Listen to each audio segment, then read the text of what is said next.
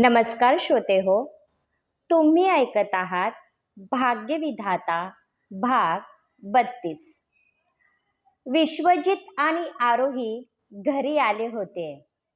त्याच्या प्रेमाचं तेज आरोहीच्या चेहऱ्यावर दिसत होतं, जे कोणाच्या नजरेतून सुटलं नाही. तिला आपलं हक्काचं प्रेम मिळालं होतं. आत्तापर्यंत तिने बरंच काही सहन केलं होतं. शेवटी देवाने तिची प्रार्थना ऐकली होती आणि तिच्या आयुष्यातील भोग संपले होते. पण आरोहीला हे माहीत नव्हतं की संकट केव्हाच दरवाजात येऊन ठाकलं आहे. विश्वजितला पाहताच त्रिशाने त्याला मिठी मारली. मला माफ कर विश्वा, यापुढे मी अशी कोणतीही चूक करणार नाही ज्याचा तुला आणि आपल्या फॅमिलीला त्रास होईल. तू देईल ती शिक्षा भोगायला मी तयार आहे. प्लीज मला माफ कर. त्रिशाचा बदललेला अवतार पाहून काही वेळासाठी तो स्तब्ध झाला होता. पण तिचं असं वर्तन आरोहीला अजिबात आवडलं नव्हतं. म्हणून ती आतमध्ये निघून गेली. आता हे काय नवीन नाटक आहे? विश्वजितने तिला बाजूला सारले. हे नाटक नाही विश्वा. त्रिशाला आपल्या चुकांची जाणीव झाली आहे. तिच्यामध्ये आमूलाग्र बदल झाला आहे. ती आम्हा सर्वांची काळजी घेते. जान्हवीसोबत पण तिची फ्रेंडशिप झाली आहे. तू पण तिला माफ कर. राकेश तिच्या डोक्यावरून हात फिरवत म्हणाले. अरे वा, ही तर चांगली गोष्ट आहे. तुझ्या पुढील वाटचालीसाठी तुला खूप साऱ्या शुभेच्छा. अशीच प्रगती करत राहा, म्हणजे खूप पुढे जाशील. विश्वजित हसतच आतमध्ये निघून गेला. त्रिशाला त्याच्यापेक्षा जास्त कोणीही ओळखत नव्हतं. ती आपल्यासोबत नवीन खेळी खेळत आहे हे त्याला समजले होते. वाईट वाटून घेऊ नकोस बेटा. विश्वजितला वेळ दे. एक दिवस तो नक्की तुला समजून घेईल. राकेश तिची समजूत काढत म्हणाले. माझी काहीच तक्रार नाही. त्याचं असं वागणं स्वाभाविक आहे. जोपर्यंत त्याला माझ्या प्रेमाची जाणीव होणार नाही, मी प्रयत्न करत राहणार, त्रिशा निर्धाराने म्हणाली आणि आतमध्ये निघून गेली. आता खऱ्या अर्थाने आपली चिंता मिटली. एकदा का विश्वा आणि त्रिशाचं लग्न झालं, त्यानंतर आपली जबाबदारी संपली. अमित सुटकेचा श्वास घेत म्हणाले. त्रिशा किती प्रेमाने त्याच्यासोबत बोलत होती. विश्वाने तिला समजून घ्यायला हवं होतं. अशाने तिच्या मनाला किती यातना झाल्या असतील. अमृताला आपल्या मुलीचा पुळका येत होता. विश्वाचा स्वभाव तुला माहीत आहे ना. त्याला प्रत्येक व्यक्तीला पाण्यात पाहण्याची सवय आहे आणि तो कुठे पळून जात नाही. त्याचं लग्न त्रिशासोबत होणार आहे, रीटा तिला धीर देत म्हणाली. विश्वजित प्रवासामध्ये चांगलाच थकला होता. त्याने आपले कपडे काढले आणि शॉवर खाली जाऊन उभा राहिला. आत्ता कुठे तो रिलॅक्स फील करत होता. आरोही सोबत घालवलेला प्रत्येक मुमेंट त्याच्या मनामध्ये ताजातवाना होता. त्यामुळे त्याचा थकवा काही क्षणात नाहीसा झाला. त्याने कमरेला टॉवेल गुंडाळला आणि बाहेर आला, तर त्रिशा हातामध्ये कॉफी आणि काही स्नॅक्सचा ट्रे घेऊन उभी होती. प्रवासामध्ये दमला असशील, आधी खाऊन घे आणि आराम कर. मी आरोहीला पण कॉफी देऊन येते. त्रिशा जाण्यासाठी निघाली. हे वेट त्रिशा, तुझी नाटकं घरच्यांसमोर चालतील, माझ्यासमोर नाही. निदान माझ्यासमोर तरी हा चांगुलपणाचा आव आणू नकोस. हा दिखावा केल्याने काहीच साध्य होणार नाही. विश्वजित कॉफीचा कप ओठांना लावत म्हणाला. तुझा विश्वास बसणार नाही. मी थकली आहे विश्वा. माझ्या अशा स्वभावामुळे मी एकटी पडले आहे. ज्याचा मला किती त्रास होतो याची तुला कल्पना नाही. मला स्वतःचा राग यायला लागला आहे. फक्त यावेळी माझ्यावर विश्वास ठेव. मी तुला तक्रारीची एकही संधी देणार नाही.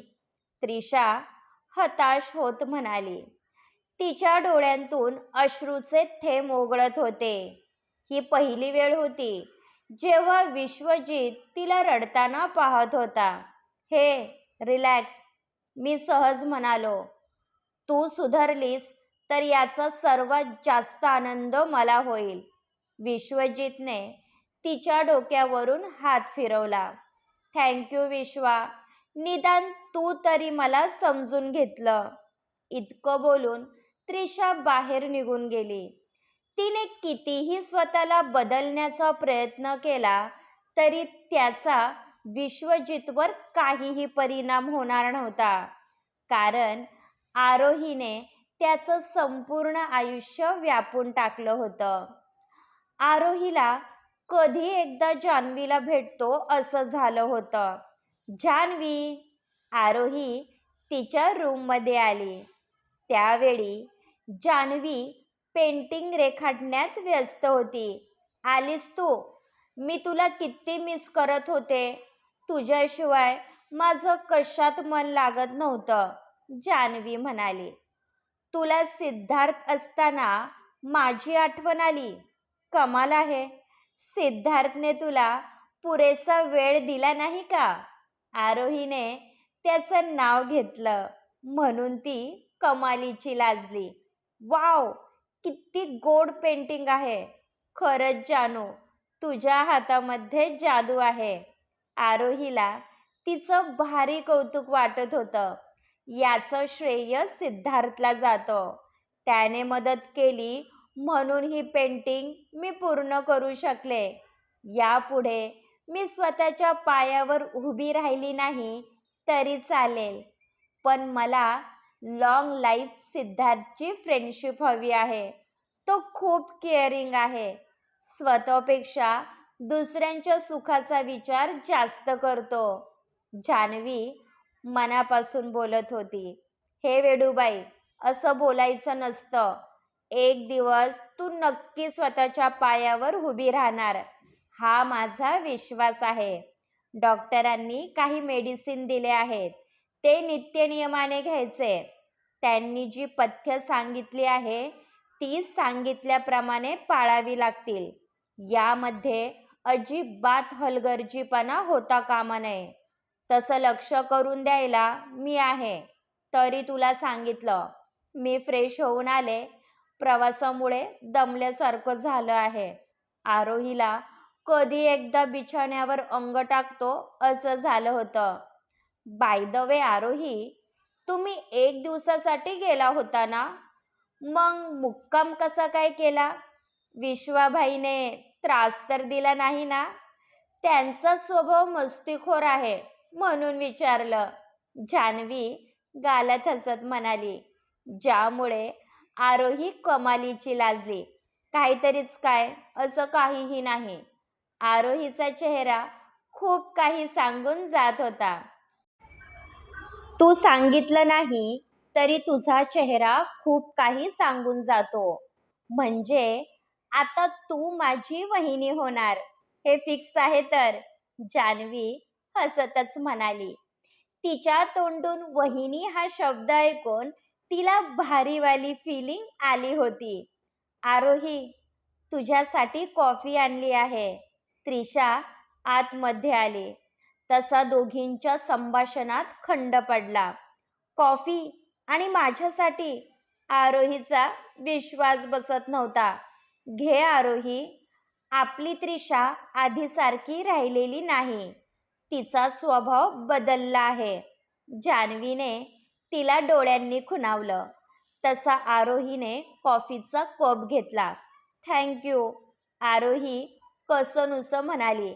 वेलकम आरोही, तुझ्यासोबत पण मी खूप वाईट वागले, पण यापुढे माझ्या हातून एकही चूक होणार नाही. तुझ्यासारखी मैत्रीण मिळाली तर मला आनंद होईल. त्रिशाचं वक्तव्य ऐकून आरोहीला चक्कर यायची बाकी राहिली होती. मी आणि तुमची मैत्रीण? आरोहीने जान्हवीकडे पाहिलं तर ती गालात हसत होती. हो आरोही, मी केलेल्या चुकांचं प्रायश्चित्त करण्यासाठी मी वाटेल ते करायला तयार आहे. यापुढे घरातील प्रत्येक सदस्यांची काळजी घेणे माझी जबाबदारी आहे. तुला काही हवं असेल तर निसंकोच सांग. त्रिशा गेली. त्या दिशेने आरोही पाहतच राहिली. आरोही मटकन खुर्चीवर बसली. मी जे पाहिलं ते काय होतं? आरोहीने विचारलं. आम्ही 2 दिवसापासून तिची नाटकं पाहत आहोत, पण तिच्यावर अजिबात विश्वास ठेवायचा नाही. विश्वजित भाईसोबत लग्न करण्यासाठी हा खटाटोप चालला आहे. तिला वाटत असेल की तिच्या अशा वागण्याने विश्वाभाई तिच्यासोबत लग्न करेल, पण हा तिचा गैरसमज आहे. तिला काय माहिती की माझ्या विश्वाभाईला त्यांचं हक्काचं प्रेम मिळालं आहे, जान्हवी म्हणाली. तशी आरोही लाजतच निघून गेली. विश्वजित आल्याची बातमी समजताच समशेरा त्याला भेटायला आला होता. त्यावेळी विश्वजित गार्डनमध्ये पेपर वाचत बसला होता.